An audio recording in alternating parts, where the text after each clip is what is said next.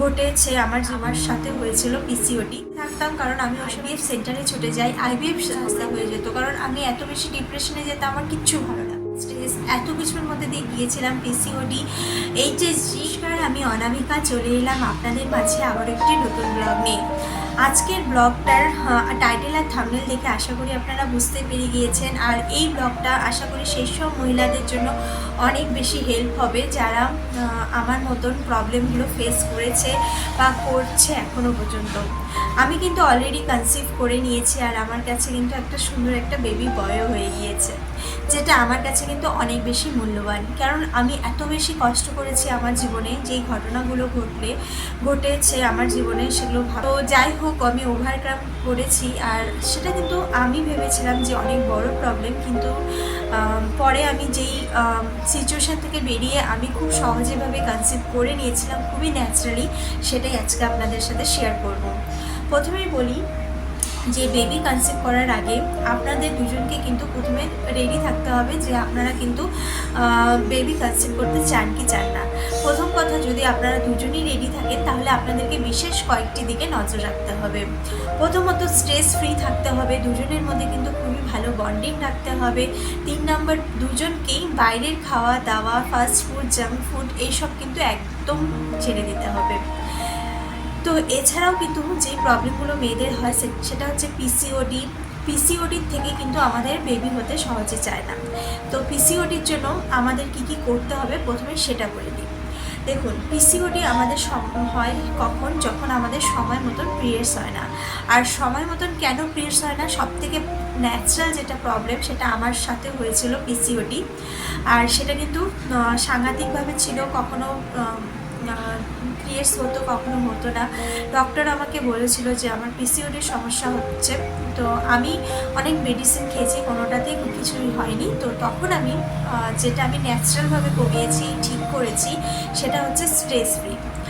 প্রচণ্ডভাবে স্ট্রেসে থাকতাম, কারণ আমি ওই সময় জব করতাম, তো প্রাইভেট কোম্পানি, বুঝতেই পারছেন, প্রচণ্ড স্ট্রেসের মধ্যে তার জন্য অনেক চেষ্টা করতাম, সেটা হতো না, কারণ এটা একটা হ্যাবিটে পরিণত হয়, কিন্তু ধীরে ধীরে সেটা কিন্তু আমি জানতাম যে আমাকে বেবি নিতে হবে, আমাকে সেটা কিন্তু ঠিক করতে হবে।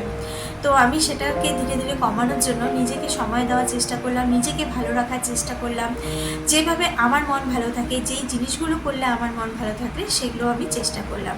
1 নম্বর সেটা। 2 নম্বর হচ্ছে, আমরা মেয়েরা যেই ভুলটা করে থাকি, প্রত্যেক মাসে যখন আমাদের পিরিয়ডস হয় আমরা কিন্তু সঙ্গে সঙ্গে নিজেদের চুল ওয়াশ করে নিই, মাথা কিন্তু কখনো ওয়াশ করবেন না মোটামুটি 7 দিন না গেলে। আমরা কিন্তু 3 দিন কিংবা 2 দিন কিংবা 1 দিন, অনেকে কিন্তু এই ভুলটা করে থাকে। হ্যাঁ, 3 দিন পর আপনারা করতেই পারেন, কিন্তু 3 দিনের থেকে আমি বলবো বেস্ট কি আপনারা 7 দিন পর শ্যাম্পু করবেন, পারলে মাথায় তেল দিয়ে রাখবেন আর 7 দিন পর শ্যাম্পু করবেন। এটা কিন্তু আমাকে একটা আয়ুর্বেদিক ডক্টর বলেছিল, যে আমরা যে শ্যাম্পুগুলো করি তাতে আমাদের হরমোনালি অনেক কিছু চেঞ্জেস হয়, যার জন্য পিরিয়ডস থেমে যায়। দেখবেন আপনারা ন্যাচারালি এটা, যে আপনাদের যদি পিরিয়ডস হতে থাকে 1 দিন 2 দিন ধরে, আপনারা যদি শ্যাম্পু করেন বা মাথা ওয়াশ করে নেন, তাহলে কিন্তু পিরিয়ডসটা কিন্তু অনেকটা কমতে থাকে। তো এই জন্যই কিন্তু আমাদের পিসিওডি সমস্যা হয়। তারপরে আমাদের লাইফস্টাইল, 3 নাম্বার যেটা হচ্ছে সেটা হচ্ছে লাইফস্টাইল। আমরা বাইরের খাবার, জাঙ্ক ফুড, অয়েলি খাবার, এমনকি আমরা যে বাঙালিরা মাটন প্রচণ্ডভাবে খেয়ে থাকি প্রত্যেক সানডেতে, তো এইসব আমাকে অ্যাভয়েড করতে বলা হয়েছিল। টোটাল আমি সেগুলো অ্যাভয়েড করেছি, একদম খাইনি, আর যেগুলো আমি বললাম সেগুলো কিন্তু আমি একদম মেনে চলেছি, ইভেন এখনও পর্যন্ত মেনে চলছি। আমার পিসিওডি আর হয়নি, আমাকে ওষুধও খেতে হয়নি। আমাকে যেটা বলা হয়েছিল যে ওষুধ খাওয়ার জন্য, কিন্তু আমি খেয়েছিলাম কিছুদিন, কিন্তু বন্ধ করে দিয়েছিলাম। অ্যালোভেরা জুস খেয়েছি প্রতিদিন সকালে খালি পেটে, যেটা আমার অনেকটাই উপকার হয়েছে। আর যেটা আমি করেছি আমলকি, প্রতিদিন আমি একটা করে আমলকি প্রতিদিন খেতাম, তাতে কিন্তু আমার পিসিওডির সমস্যাও কমে গিয়েছিল। আপনারা কিন্তু আপনাদের লাইফস্টাইল চেঞ্জ করুন, স্ট্রেস ফ্রি থাকুন, প্রচণ্ডভাবে স্ট্রেসের মধ্যে থাকেন, জল কম খান, এবং লাইফস্টাইল যদি আপনাদের ভালো না থাকে, ঘুম কম থাকে, এবং কি স্মোকিংয়ের অনেক মহিলাদের এই স্মোকিং করার হ্যাবিট থাকে, এগুলো কিন্তু আপনাদেরকে ছেড়ে দিতে হবে, তাহলে কিন্তু পিসিওডি থেকে আপনারা সহজেই বেরোতে পারবেন। তাহলে এটা গেল এক মানে পিসিওডি যখন আমি কমিয়ে নিলাম তখন যেটা সমস্যা হচ্ছিল যে তারপরেও কিন্তু আমার বেবি হচ্ছিল না। প্রথম যে ভুলটা আমি করেছিলাম, বিয়ে করার পরে আমরা ভেবেছিলাম যে 4 থেকে 5 বছর পরে আমরা বেবি প্ল্যান করব। যেহেতু খুব কম বয়সে আমরা বিয়ে করেছিলাম, তো আমরা ভেবেছিলাম যে বেবি এত তাড়াতাড়ি প্ল্যান করব না, আগে জব করে নিই তারপরে বেবি প্ল্যান করব। তো বেবি প্ল্যান করতে গিয়ে আমাদের অনেকটা বেশি সমস্যার সম্মুখীন হতে হয়েছিল। তো যেটা আমি বলছিলাম, নিজেদেরকে খুব বেশি সময় দিন, নিজেদেরকে ভালো রাখার জন্য দুজনকে মানিয়ে গুছিয়ে চলুন। যেটা আমরা ভুল করেছিলাম যে আমাদের দুজনের মধ্যে বন্ডিং আমরা ঠিক মতন রাখতে পারতাম না। বিশেষ করে আমারই প্রবলেম ছিল, আর আমি জবে বেশি ইনভলভ থাকতাম, যার জন্য দুজনের বন্ডিং ভালো ছিল না। আর এই বন্ডিংটাই কিন্তু মেন ছিল, যার জন্য কিন্তু আমাদের বেবি কনসেপ্ট হওয়াটা সহজ ছিল না। তো প্রথমত আপনাদেরকে নিজেদেরকে ঠিক রাখতে হবে, বন্ডিং ভালো রাখতে হবে, তারপরে কিন্তু আপনারা কনসেপ্ট ইজিলি করতে পারবেন। তো এছাড়া আরও যে প্রবলেমগুলো হয়েছিল সেটা হচ্ছে এইচএসজি টেস্ট করা ছিল, আমাদেরকে ডক্টর রেকমেন্ড করেছিল। ডক্টর রেকমেন্ড করার পর আমরা যখন টেস্ট করতে যাই ল্যাবে, আমরা যেই ভয়ঙ্কর ঘটনার সাথে সম্মুখীন হয়েছিলাম সেটা আমাদের কাছে একদম নিউ ছিল। আর প্রচণ্ড পেইন হয়েছিল এইচএসজি টেস্ট করার সময়। আমি সত্যি বলতে আমি খুবই কষ্ট পেয়েছিলাম, যার জন্য ব্লিডিং পর্যন্ত হয়েছিল আমার। তারপরে কিন্তু আমরা স্টপ করে দিয়েছিলাম কোনো রকম টেস্ট করা। ডক্টর অনেক রকম টেস্ট দিয়েছিল, সেই টেস্টগুলো আমরা করতে ভয় আর পারিনি। তো মনে সাহস জোগাড় করে কিন্তু আপনাদেরকে টেস্টগুলো করতে হবে। আর যদি আপনারা মনে করেন যে আপনাদের সব রকম টেস্ট করার পরেও কোনো নেগেটিভ কিছু পাওয়া যাচ্ছে না, তো আমি যেটা বললাম সেটা কিন্তু দুজন কাপলসের মধ্যে কিন্তু বন্ডিং ভালো রাখতে হবে। আমার কিন্তু বিয়ের 7 বছর হয়ে গেছিলো, তবু বেবি হচ্ছিল না। বিগত 3 বছর ধরে কন্টিনিউ 3 বছর ধরে চেষ্টা করে যাচ্ছিলাম। সত্যি বলতে অনেক ডক্টর দেখিয়েছি, ডক্টররা আমাকে অনেক রকমভাবে রেকমেন্ড করেছে, কিন্তু কোনোভাবেই সাকসেস হচ্ছিল না। মেডিসিন যেটা ছিল সেটাও আমি কিন্তু সময় মতন আমি খেয়েও যাচ্ছিলাম, তবু কিন্তু বেবি হচ্ছিল না। শেষ পর্যন্ত আমরা আইভিএফ সেন্টারে ছুটে যাই। আইভিএফ সেন্টারে যাওয়ার পরে আমাদেরকে বলা হয় যে আমাদের মেয়েদের যে ডিম্বাণুর কাউন্টটা হচ্ছে সেটা কিন্তু খুবই কম, আর সেই কাউন্টটা এত কম যার জন্য বেবি কনসিভ হওয়া সহজ নয়। তো আমাদেরকে প্রথমে বলা হয়েছিল যে আমার থেকে ডিম্বাণু কালেক্ট করা হবে। তো দুটো কালেক্ট করে ফার্টিলাইজ করে শরীরে বিভিন্ন রকম ভাবে সেটা পুশ করে আমার শরীরের মাধ্যমে আইভিএফ করানোর চেষ্টা করা হবে। এভাবে 2 থেকে 3 আইটেমের মাধ্যমে বেবি আসতেও পারে, আবার নাও আসতে পারে। তো এটা শুনে আমি অবাক হয়েছিলাম, যেটা কিন্তু খুব সহজ ছিল না। আর আইভিএফ মানে একটা প্রচণ্ড পেইনের মাধ্যমে কিন্তু যেতে হয়। তো যাই হোক, সেটা কিন্তু আমরা রাজি হইনি। তারপরেও আমাদের বেবি আসছিল না, কি করব। লাস্টে আমরা ভাবছিলাম না আইভিএফই ছোটা যাক।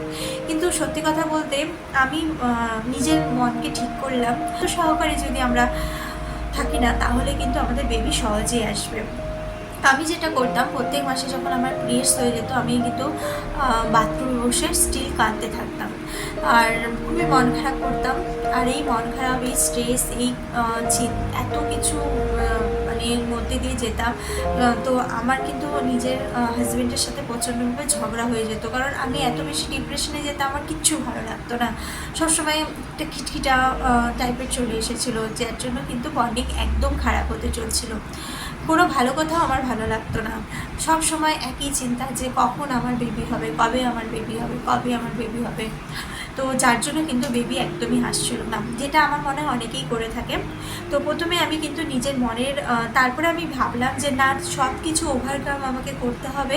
করার পরে আমাকে যেটা করতে হবে সেটা প্রথমে পিসিওডি কমাতে হবে। তো আমি তো যেইভাবে পিসিওডি কমালাম সেটা তো আপনাদেরকে বললামই। পিসিওডি প্রথমে আমি কমিয়েছি, দ্বিতীয়ত আমি একদম স্ট্রেস ফ্রি, আমরা দুজনে ঘুরতে চলে গেলাম, ঘুরে আসলাম। আমি ভেবে নিয়েছিলাম যে আমি কোনো রাগ করবো না, খিটখিট করবো না, আমার বেবি চাইও না, হলে যদি হওয়ার থাকে ভগবান যদি দেওয়ার থাকে দেবে, না দেওয়ার থেকে না দেবে। তো এতটা ফ্রি থাকলাম। আর ডক্টরের কাছে যাওয়া একদম বন্ধ করে দিলাম, নিজেরা নিজেদের মতন করে ট্রাই করতে থাকলাম। বিভিন্ন রকমভাবে আপনারা ভিডিও দেখতে পারেন কীভাবে আপনারা ট্রাই করতে পারেন, সেইভাবে আমরা ন্যাচারালিভাবে ট্রাই করলাম। এর খাওয়া দাওয়া, নিজের লাইফস্টাইল চেঞ্জ করেছি, ঘরোয়া যে খাবারগুলো থাকে সেগুলোই খেয়েছি।